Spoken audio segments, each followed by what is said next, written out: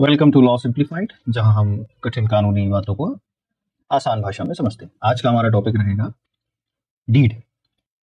तो हम समझने की कोशिश करेंगे गिफ्ट डीड, सेटलमेंट डीड और विल में क्या अंतर होता है। तो सबसे पहले हम समझने की कोशिश करते हैं कि गिफ्ट डीड क्या होती है।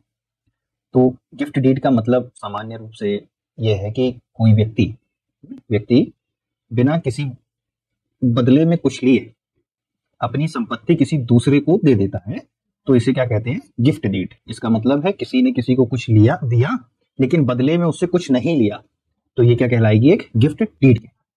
देने वाले को क्या कहते हैं? डोनर, और जिसको गिफ्ट मिला उसे डोनी कहा गया। अब गिफ्ट डीड के कुछ मुख्य बिंदु हैं कि जो गिफ्ट डीड होनी चाहिए ये स्वेच्छा से होनी चाहिए, मतलब वॉलेंटरली होनी चाहिए, है ना। विदाउट कंसिडरेशन होनी चाहिए। कंसिडरेशन का मतलब होता है बच्चों कि बिना कुछ बदले में लिए। संपत्ति का जो स्वामित्व होगा वो तुरंत ट्रांसफर होगा। डोनी को इसे डोनर की जिंदगी में ही स्वीकार करना होगा, मतलब जब तक जो देने वाला है वो जीवित है उसके जीवन काल में ही इसे स्वीकार करना होगा। अगर संपत्ति इमूवेबल है, अचल है, तो रजिस्ट्रेशन जरूरी है। अच्छा, एक समझने की बात है कि इसमें पोजीशन मिलना जरूरी नहीं है, बस डोनी को स्वामित्व मिलना चाहिए। जैसे मान लीजिए कि आपने अपनी जमीन अपने बेटे को गिफ्ट कर दी है और उसका रजिस्ट्रेशन भी करा दिया, तो अब आपका बेटा कानूनी रूप से मालिक बन गया, भले ही आप उस जमीन में रह रहे हो। अब समझने की कोशिश करेंगे। नंबर 2, सेटलमेंट डीड क्या होती है? सेटलमेंट डीड को कुछ हद तक हम कंडीशनल गिफ्ट भी कह सकते हैं, कंडीशनल डीड भी कह सकते हैं, क्योंकि समझिए इसमें क्या होता है।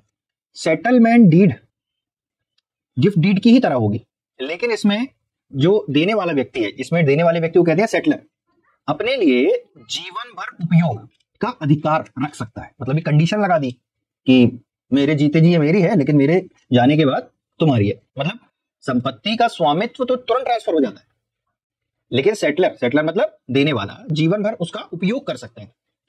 अब इसकी भी कुछ मुख्य बिंदु क्या है कि ये भी वॉलंटरीली होनी चाहिए। लव एंड अफेक्शन के कारण किया जाता है, स्वामित्व तुरंत ट्रांसफर हो जाएगा। अगर सेटलर चाहे तो वह अपनी जिंदगी भर संपत्ति का प्रयोग कर सकता है। इसका भी रजिस्ट्रेशन मैंडेटरी है, इसका पोजीशन तुरंत लेना जरूरी नहीं है। जैसे एक माँ ने अपनी बेटी को घर सेटलमेंट डीड से दे दिया, लेकिन यह शर्त रख दी कि अपनी मौत तक घर में रहेगी। अब इसमें जरूरी चीज यह है कि सेटलमेंट डीड अगर कोई भी कराए तो हमेशा याद रखे कि इसमें कंडीशंस को लगाना बहुत जरूरी है। अब क्यों जरूरी है मैं अभी आपको आगे बताता हूं।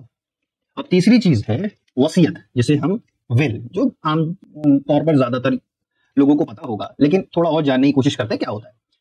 यह वह दस्तावेज है, यह वह डॉक्यूमेंट है जिससे किसी व्यक्ति की संपत्ति उसके मौत के बाद किसी और को ट्रांसफर होती है। मतलब जब तक वह व्यक्ति जीवित है संपत्ति उसी के नाम पर है, और उसके जीवित रहने उसके मरने के बाद ये किसी और को मिलेगी।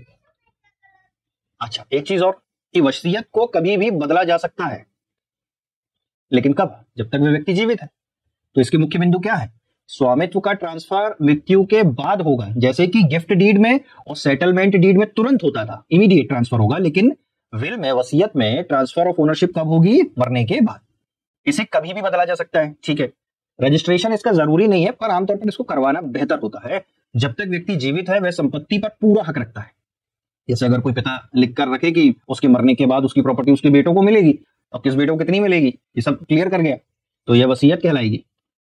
तो एक इसका कंक्लूजन हम क्या समझ सकते हैं कि गिफ्ट डीड, सेटलमेंट डीड और वसीयत। तो गिफ्ट डीड में, सेटलमेंट डीड में ओनरशिप ट्रांसफर तुरंत होगी, वसीयत में मरने के बाद, मृत्यु के बाद। अब गिफ्ट डीड और सेटलमेंट डीड को क्या कैंसिल किया जा सकता है? नहीं किया जा सकता है, लेकिन वसीयत को कैंसिल किया जा सकता है, लेकिन मृत्यु के पहले, जब तक वह व्यक्ति जीवित है। रजिस्ट्रेशन किसका जरूरी है? गिफ्ट डीड का।